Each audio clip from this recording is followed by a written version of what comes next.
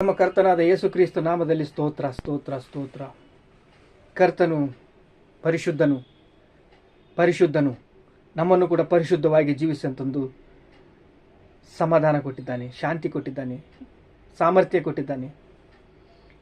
ನೋಡ್ರಿ, 1ನೇ ಕೊರಿಂಥಿಯರು ಬರೆದ ಪತ್ರಿಕೆ 15ನೇ ಅಧ್ಯಾಯ 57ನೇ ವಚನದಲ್ಲಿ, ಆದರೆ ನಮ್ಮ ದೇವರು ಕರ್ತನಾದ ಯೇಸು ಕ್ರಿಸ್ತನ ಮೂಲಕ ನಮಗೆ ಜಯವು ಕೊಟ್ಟಿದ್ದಾನೆ, ಆತನಿಗೆ ಸ್ತೋತ್ರ. ಕರ್ತನು ನಮ್ಮನ್ನು ಪ್ರೀತಿಸುತ್ತಾ ಇದ್ದಾನೆ. ಪ್ರೀತಿಸಿ ನಮಗೆ ನಿರ್ಮಲ ಹೃದಯವನ್ನು ಕೊಟ್ಟಿದ್ದಾನೆ.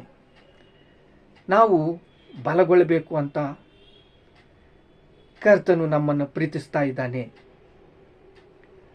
ಅದಕ್ಕಾಗಿ ನಾವು ಮಾಡುವ ಎಲ್ಲ ಕೆಲಸದಲ್ಲಿ ನಮಗೆ ಸಹಾಯ ಮಾಡ್ತಾ ಇದ್ದಾನೆ. ನಮಗೆ ಸಹಾಯ ಮಾಡ್ತಾ ಇದ್ದು ದೇವರು ನಮ್ಮನ್ನು ಪ್ರೀತಿಸ್ತಾ ನಮ್ಮನ್ನು ಬಲಗೊಳಿಸ್ತಾ ಇದ್ದಾನೆ. ಒಳ್ಳೇದು ಮಾಡೋವನಿಗೆ ಒಳ್ಳೇದು ಮಾಡ್ತಾನೆ, ಕೆಟ್ಟದ್ದು ಮಾಡೋವರಿಗೆ ಕೆಟ್ಟದಾಗಿ ನಡೆಯುತ್ತೆ. ಏಕೆಂದರೆ ಅವರು ಬಿತ್ತಿದ ಬೀಜ ಹೇಗಿದೆ ಅಂದರೆ ಕೆಟ್ಟ ಚಾಳೆ ಅಂದರೆ ದೇವರಿಗೆ ಆಗಲ್ಲ. ಒಳ್ಳೇದು ಮಾಡೋವರಿಗೆ ದೇವರು ಯಾವಾಗಲೂ ಒಳ್ಳೇದು ಮಾಡ್ತಾನೆ ಇರ್ತಾನೆ.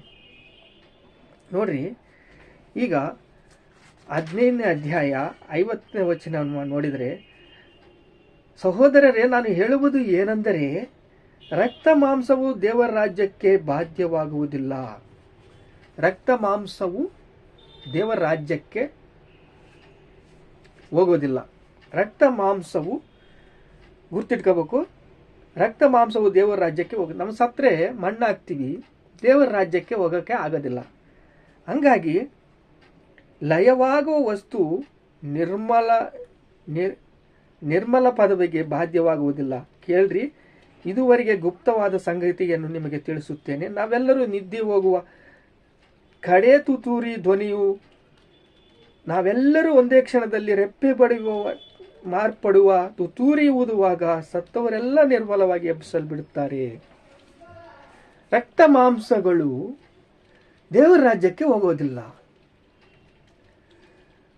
ತುತ್ತೂರಿ ಊದುವಾಗ, ಒಂದು ದೂತೆ ಬೂರೆ ಊದುವಾಗ, ತುತ್ತೂರಿ ಊದುವಾಗ ನಾವು ಎಲ್ಲಿಗೆ ಹೋಗ್ತೀವಿ? ರೆಪ್ಪೆ ಬಡಿಯುವ ಸಮಯದಲ್ಲಿ ಇದೆಲ್ಲ ಕ್ಷಣದಲ್ಲಿ ಆಗ್ಬಿಡುತ್ತಂತೆ. ಅದಕ್ಕೆ ಯೇಸು ಕ್ರಿಸ್ತನು ಬರೋದು ಲೇಟ್ ಆಗುತ್ತಾ ಇದೆ. ಲೇಟ್ ಆಗುತ್ತಾ ಇದೆ ಅಂದರೆ ಏಕೆ ಲೇಟ್ ಆಗುತ್ತಾ ಇದೆ ಅಂದರೆ ಇದೇ ಪರಿಸ್ಥಿತಿ. ಇದು ರೆಪ್ಪೆ ಬಡಿಯುವ ಸಮಯದಲ್ಲಿ ನಾವೆಲ್ಲರೂ ಕೂಡ ಪರಲೋಕಕ್ಕೆ ಹೋಗ್ತೀವಿ.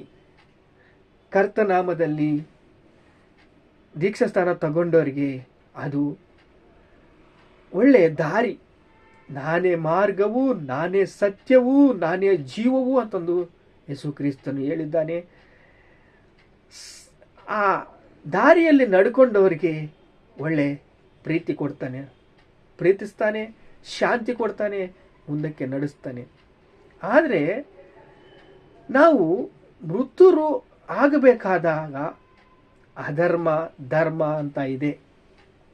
ಮೃತ್ಯು ಲೋಕಕ್ಕೆ ಹೋಗರವರು ಹೋಗ್ತಾರೆ, ಅದು ಶಾಲಾ ಮಾರ್ಗ. ಆದರೆ ಇಲ್ಲಿ ಒಂದು ಮಾತೇನು ನೋಡ್ರಿ, ರೆಪ್ಪೆ ಬಡಿಯುವ ಅಷ್ಟರಲ್ಲಿ ಮಾರ್ಪಡುವೆವು. ತುತ್ತೂರಿ ಊದಲಾಗ ಸತ್ತವರು ನಿರ್ಮಲವಾಗಿ ಎಬ್ಬಿಸಲ್ಪಡ್ತವ್ರೆ, ನಾವು ಮಾರ್ಪಡುವೆವು. ಲಯವಾಗುವ ಈ ದೇಹವು ನಿರ್ಮಲವತ್ವವನ್ನು ಧರಿಸಿಕೊಳ್ಳುವುದು. ಲಯವಾಗುವ ಈ ದೇಹವು ನಿರ್ಮಲವತ್ವವನ್ನು ಧರಿಸಿಕೊಳ್ಳುವುದು. ಲಯವಾಗುವ ಈ ದೇಹವು ಅಂದರೆ ಲಯ ಆಗುವಂತಹ ಈ ದೇಹವು, ಮಣ್ಣೆ ಆಗುವಂತಹ ಈ ದೇಹವು, ಇದರಲ್ಲಿ ಆತ್ಮ ಇರುತ್ತಲ್ಲ, ಮಹಿಮ ಶರೀರವನ್ನು ಧರಿಸಿಕೊಂಡು ನಾವು ದೇವರ ಪರಲೋಕವನ್ನು ನೋಡ್ತೀವಿ. ಅಲ್ಲಿ ನಮಗೆ ಮನೆಗಳನ್ನು ಕಟ್ಟುವುದಕ್ಕೆ ಯೇಸು ಕ್ರಿಸ್ತನು ಸಿದ್ಧವಾಗಿದ್ದಾನೆ. ಮನೆ ಕಟ್ತಾ ಇದ್ದಾನೆ, ಕಟ್ಟಿಬಿಟ್ಟಿದ್ದಾನೆ ಅಲ್ಲಿ. ಯಾಕೆಂದ್ರೆ ಯೋಹಾನು ಬರೆದ ಪತ್ರಿಕೆ 14ನೇ ಅಧ್ಯಾಯ 6ನೇ ವಚನದಲ್ಲಿ ಇರುತ್ತೆ, ನಾನೇ ಮಾರ್ಗವು, ನಾನೇ ಸತ್ಯವು, ನಾನೇ ಜೀವವು. ಈಗ ಒಳ್ಳೆ ಕೆಲಸ ಮಾಡೋರಿಗೆ ಇದು, ದೇವರ ಕರ್ತನ ಗೊತ್ತಾಗದವರಿಗೆ ಇದು. ಯೇಸು ಕ್ರಿಸ್ತನ ಅದಕ್ಕೆ ಎಲ್ಲ ಲೋಕದಲ್ಲಿ ಎಲ್ಲ ಸಂಚಾರ ಮಾಡಿ ಸುವಾರ್ತೆ ಹೇಳ್ರಿ, ಸರ್ವಲೋಕಕ್ಕೆ ಹೋಗಿ ಸರ್ವ ಸೃಷ್ಟಿಗೆ ಸುವಾರ್ಥ ಹೇಳ್ರಿ ಅಂತಂದು ದೇವರು ಕೊಟ್ಟ ಮಾತನ್ನು, ಆಜ್ಞೆಯನ್ನು ನಾವು ಹಿಡಿದು ಮುಂದಕ್ಕೆ ಹೋದರೆ ಒಳ್ಳೆಯದಾಗುತ್ತೆ. ಆದರೆ ದೇವರು ನಮಗೆ ಕರ್ತನಾದ ಯೇಸು ಕ್ರಿಸ್ತನ ಮೂಲಕ ಕೊಡುವ ಜಯವನ್ನು ನಾವು ಅನುಭವಿಸಬೇಕು. ಈಗ ದೇವರನ್ನು ಕೊಡುವ ಸೌಕರ್ಯ, ದೇವರು ಕೊಡುವ ಪ್ರೀತಿ, ದೇವರು ಕೊಡುವ ಒಳ್ಳೆ ಕೆಲಸ ನಾವು ಮಾಡಿದರೆ ತಾನೇ. ಅಧರ್ಮದಿಂದ ನಡೆದರೆ, ಅಧರ್ಮ ಅಂದರೆ ಯಾರು ನಡೆದಾರೆ? ಸಂಸೋನನ್ನು ನೋಡಿದ್ರೆ, ಸಂಸೋನು ನ್ಯಾಯಾಧಿಪತಿಗಳು ನೋಡಿದರೆ ಎಲ್ಲ 13ನೇ ಅಧ್ಯಾಯ ನೋಡಿದರೆ ಪ್ರೀತಿ ಪ್ರೀತಿ ಪ್ರೀತಿ ಅಂತ ಪ್ರೀತಿ ಮಾಡಿ ಏನು ಮಾಡಿದ್ದಾನೆ? ಶರೀರಕ್ಕೆ ಕನೆಕ್ಟ್ ಆಗಿಬಿಟ್ಟಿದ್ದಾನೆ, ಶರೀರಧಾರಿ ಆಗಿಬಿಟ್ಟಿದ್ದಾನೆ. ಈಗ ಶರೀರಧಾರಿಯಾದ ಸಂಸೋನು ಏನಾಗ್ಬಿಟ್ಟ? ఒక ಕಂಬಕ್ಕೆ ಕಟ್ಟಿ ಕಣ್ಣು ಕಿತ್ತುಬಿಟ್ರು. ಸುಮ್ಮನೆ ಆಯ್ತಾ? ಅವನು ಒಂದು ಮೇಲೆ ಪ್ರೀತಿ ಪ್ರೀತಿ ಅಂತ ಪ್ರೀತಿ ಕೆಟ್ಟೋಗ್ಬಿಡ್ತು, ಮದುವೆ ಕೆಟ್ಟೋಗ್ಬಿಡ್ತು.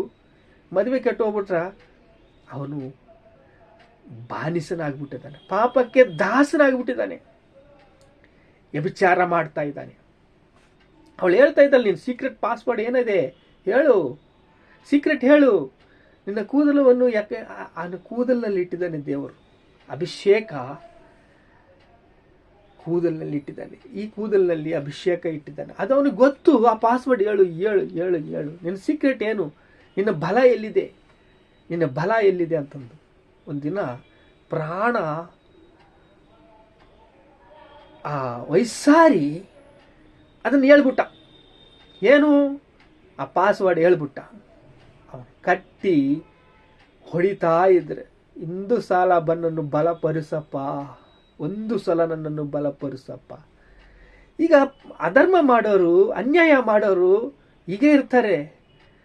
ಈಗ ಕೆಟ್ಟ ಚಟಗಳು ಹೆಂಗೆ ಅವರು ತಿಳ್ಕೊತಾರೆ, ಬೀರು ಅಂತ ಸರಾಯಿಗೆ ಹೋಗ್ತಾರೆ, ಸರಾಯಿ ಹೋಗಿ ಹಾಳು ಆಗ್ತಾರೆ, ಕಳ್ಳ ಕದ್ದುವುದಕ್ಕೆ, ಕಚ್ಚುವುದಕ್ಕೆ, ಕೊಯ್ಯೋದಕ್ಕೆ ಬಂದು ನಾಶನವಾಗ್ತಾರೆ. ಇಲ್ಲಿ ಏಸೇಪನು ಓದಾನೆ. ಏಸೇಪನು 39ನೇ ಅಧ್ಯಾಯದಲ್ಲಿ ಏಸೇಪನು ಏನು ಮಾಡಿದ್ದಾನೆ? ಅಲ್ಲಿ ಅಧಿಕಾರ ಮನೆಯಲ್ಲಿ ಗೃಹ ನಿರ್ವಾಹಕತ್ವವನ್ನು ವಹಿಸಿದ್ದಾನೆ. ಗೃಹ ನಿರ್ವಾಹಕತ್ವವನ್ನು ವಹಿಸಿದಾಗ ಮನೆಯೆಲ್ಲದರಲ್ಲಿ ಅವನಿಗೆ ನೆಮ್ಮದಿ ಕೊಟ್ಟಿದ್ದಾನೆ, ಶಾಂತಿ ಕೊಟ್ಟಿದ್ದಾನೆ. ಈ ಮನೆಯೆಲ್ಲ ಒಪ್ಪಿಸಿಕೊಟ್ಬಿಟ್ಟಿದ್ದಾನೆ. ಫೊತೋಫರನು ಅಂದರೆ, ಫರೋ ಅಂದರೆ ರಾಜ, ಫೊತೋಫರ್ನ್ ಅಂದರೆ ಸೈನ್ಯಾಧಿಪತಿ, ಮಿನಿಸ್ಟರ್. ಇಂಥ ಕೆಲಸದಲ್ಲಿ ನಂಬಿಕಸ್ಥನಾಗಿದ್ದ ಯೋಸೇಫು. ಈ ಯೋಸೇಫು ಈಗ ಫೊತೋಫರ್ನ ಹೆಂಡತಿ ಹೊಂಚಾಕಿದ್ಲು. ಅರ್ರೆರ್ರೆ, ಇವನನ್ನ ಏನಾದರೂ ಮಾಡಿ ಅಪವಿತ್ರಾತ್ಮದಿಂದ ಕೆಣಕಬೇಕು, ಲವ್ ಮಾಡಬೇಕು, ವ್ಯಭಿಚಾರ ಮಾಡಬೇಕಂತಂದು ದಾಹದಿಂದ ಅವನನ್ನು ಎಳ್ಕೊಳಕ ನೋಡಿದ್ಲು. ಇಲ್ಲಿ ನೋಡ್ರಿ, ಸಂಸೋನ್ ಏನೋ ವ್ಯಭಿಚಾರ ಮಾಡ್ತಾ ಹೋಗಿ ಹಾಳಾಗ್ಬಿಟ್ಟ. ಈಗ ಯೋಸೇಫು ಒಳ್ಳೆ ಪವಿತ್ರವಾಗಿದ್ದು ಕನಸು ದರ್ಶನವನ್ನು ನೋಡ್ಕೊಳ್ತಾ ಅಲ್ಲಿ ಪವಿತ್ರವಾಗಿ ಸತ್ಕಾರ್ಯ ಮಾಡುತ್ತಾ ಮುಂದಕ್ಕೆ ಹೋಗುವ ಸಮಯದಲ್ಲಿ ಏನು ಮಾಡ್ದ? ಕೆಟ್ಟೋಗ್ಬಿಟ್ಟ. ಯಾರು? ಸಂಸೋನ್ ಕೆಟ್ಟೋಗ್ಬಿಟ್ಟ. ಯೋಸೇಫು ಒಳ್ಳೆಯವರಿಗೆ ಒಳ್ಳೆ ಆಗುತ್ತೆ. ಈಗ ಒಳ್ಳೆಯವರಿಗೆ ಒಳ್ಳೆಯದೇ ಆಗುತ್ತೆ. ರೆಪ್ಪೆ ಬಡಿಯುವ ಸಮಯದಲ್ಲಿ ಅಂತೆ ನಾವು ನೋಡ್ರಿ, ರೆಪ್ಪೆ ಬಡಿಯುವ ಸಮಯದಲ್ಲಿ ಲಯವಾಗುವ ಈ ದೇಹವು ನಿರ್ಮಲತ್ವಕ್ಕೆ ಧರಿಸಿಕೊಳ್ಳುವುದು, ಮರಣಾನುದಿನವಾಗುವುದು ಈ ದೇಹವು ಅಮರತ್ವ ಧರಿಸಿಕೊಳ್ಳುವುದು ಅವಶ್ಯ. ಲಯವಾಗುವ ಈ ದೇಹವು ನಿರ್ಮಲತ್ವವನ್ನು ಧರಿಸಿಕೊಂಡಾಗ, ಮರಣಾಧೀನವಾಗಿರುವ ಈ ದೇಹವು ಅಮರತ್ವವನ್ನು ಧರಿಸಿಕೊಂಡಾಗ ಬರೆದಿದೆ. ಮರಣಕ್ಕೆ ಪಾತ್ರರಾಗುವ ಕ್ಲಾಸ್ ಮುಗೀತು. ಅಂಥ ಹೊತ್ತಿನಲ್ಲಿ ನಿರ್ಮಲತ್ವವನ್ನು ಧರಿಸಿಕೊಂಡು ಸಂಪೂರ್ಣವಾಗಿ ನೋಡ್ರಿ, ನಿರ್ಮಲತ್ವವನ್ನು ಧರಿಸಿಕೊಂಡು ಈ ದೇಹವು ಅಮರತ್ವವನ್ನು ಧರಿಸಿಕೊಂಡಾಗ, ಅಮರತ್ವವು ಅಂದರೆ ದೇವರ ಸಂಗಡ ಯುಗಗಳು ಜೀವಿಸುವುದು ಅಮರತ್ವ. ಈ ಅಮರತ್ವವನ್ನು ಧರಿಸಿಕೊಳ್ಳುವಾಗ ಕ್ಲಾಸ್ ಮುಗೀತು, ಆಯಿತು ಅನ್ನ ಸಮಯದಲ್ಲಿ ನಿನ್ನನ್ನು ಬಲಗೊಳಿಸ್ತಾನೆ, ಸ್ಥಿರಗೊಳಿಸ್ತಾನೆ, ಸಿದ್ಧಗೊಳಿಸ್ತಾನೆ. ರೆಪ್ಪ ಬಡಿಯುವ ಸಮಯದಲ್ಲಿ ಇದಾಗುತ್ತಂತೆ. ಯಾರಿಗೆ? ಯೋಸೇಫನಂತ ಪರಿಶುದ್ಧರಾಗಿ ಜೀವಿಸುವವರಿಗೆ. ಕಲಬೆರೆ ಶಿಲುಬೆ ಹತ್ತಿ, ಆ ಕಲಬೆರೆ ಶಿಲುಬೆಯಲ್ಲಿ ಸೈತಾನನ ತಲೆ ತುಳಿದು ಹಾಕಿ ಆ ಎಲ್ಲ ಸಿಲುಬೆಯಲ್ಲಿ ಬಾಧೆಯನ್ನು ಪಟ್ಟು ನಮಗೆ ನಮ್ಮ ಪಾಪಗಳನ್ನು ಬಯಸಿದ ಯೇಸು ಕ್ರಿಸ್ತನಿಗೆ ಸ್ತೋತ್ರ. ಇದೇ ಹೇಳ್ತಾ ಇದ್ದಾನೆ 1 ಕೊರಿಂಥಿ 15ನೇ ಅಧ್ಯಾಯ 57ರಲ್ಲಿ ವಚನದಲ್ಲಿ, ದೇವರು ನಮ್ಮ ಕರ್ತನಾದ ಯೇಸು ಕ್ರಿಸ್ತನ ಮೂಲಕ ನಮಗೆ ಜಯ ಉಂಟಾಯಿತು. ದೇವನಿಗೆ ಸ್ತೋತ್ರ, ಯೇಸಪ್ಪನಿಗೆ ಸ್ತೋತ್ರ, ಆತನಿಗೆ ಸ್ತೋತ್ರ. ಏಕೆಂದ್ರೆ ಅಮರತ್ವ, ಯುಗ ಯುಗಗಳು ದೇವರ ಸಂಗಡ ಇರೋದು. ಅಧರ್ಮ ಮಾಡೋನು ಈಗ ಈಗ ಈಗ ಅಭಿಷೇಕಿಸಿದ ಸಂಸೋನು ಏನಾದ? ಹಾಗೆ ನಾವೆಲ್ಲರೂ ಮೃತರಾಗಬೇಕು, ಸಾಯಬೇಕು. ಅಧರ್ಮದಿಂದ ತುಂಬಿದವೆಲ್ಲರೂ ಕೂಡ ಸಾಯಬೇಕಾಗಿದ್ದ ಸಮಯದಲ್ಲಿ ನಮ್ಮನ್ನು ದೇವರು ಬಲಗೊಳಿಸಿ, ಸ್ಥಿರಗೊಳಿಸಿ, ಸಿದ್ಧಗೊಳಿಸಿ ಅಮರತ್ವಕ್ಕೆ ಸೇರಿಸಿದ ದೇವರಿಗೆ ಸ್ತೋತ್ರ. ನೋಡ್ರಿ, ಯೋಸೇಫನ ಜೀವಿತ ಇಟ್ಟಿದ್ದೀನಿ, ಇಲ್ಲಿ ಸಂಸೋನನ ಜೀವಿತ ಇಟ್ಟಿದ್ದೀನಿ. ಧನವಂತನ ಲೂಕ ಸುವಾರ್ತ 16ನೇ ಅಧ್ಯಾಯ 22ನೇ ವಚನ ಇದೆ, ಧನವಂತನಿದ್ದಾನೆ, ದರಿದ್ರನಿದ್ದಾನೆ. ಉರಿಯುತ್ತಿರುವ ಬೆಂಕಿಯಲ್ಲಿ ಧನವಂತನಿದ್ದಾನೆ. ಬೆಂಕಿ ಉರಿಯುವುದು, ಹುಳು ಜೀವಿಸುವುದು. ಬೆಂಕಿ ಉರಿತಾನೆ ಇರುತ್ತೆ, ಹುಳಿ ಜೀವಿಸದೇ ಇರುತ್ತೆ. ಆತ್ಮಕ್ಕೆ ಏನು ಶಾಂತಿ ಬೇಕು ಅಂದ್ರೆ ಏನ್ ಮಾಡ್ಬೇಕು? ಒಳ್ಳೆ ಕೆಲಸ ಮಾಡ್ಬೇಕು, ಭೂಮಿ ಮೇಲೆ ಮಾಡ್ಬೇಕು ಒಳ್ಳೆ ಕೆಲಸ. ಏನಂತ ಅಂದ್ರೆ ಅದು ಯೋಸೇಫನ ಜೀವಿತವಾಗಿ ಜೀವಿಸಬೇಕು. ಸಂಸೋನನ ಜೀವಿತ ಹಾಳಾದ ಜೀವಿತ. ಎಷ್ಟೋ ಆಳುವದ ಜೀವಿತವನ್ನು ನಮಗೆ ಬೇಕಾ? ನಮಗೆ ಬೇಡ. ಬೆಂಕಿ ಉರಿಯುವುದು, ಹುಳು ಜೀವಿಸುವುದು. ಹುಳು ಸಾಯುವುದೇ ಇಲ್ಲ, ಹುಳು ಜೀವಿಸ್ತಾನೆ ಇರುತ್ತೆ. ಏಕೆಂದ್ರೆ ಬೆಂಕಿ ಉರಿತಾನೆ ಇರುತ್ತೆ.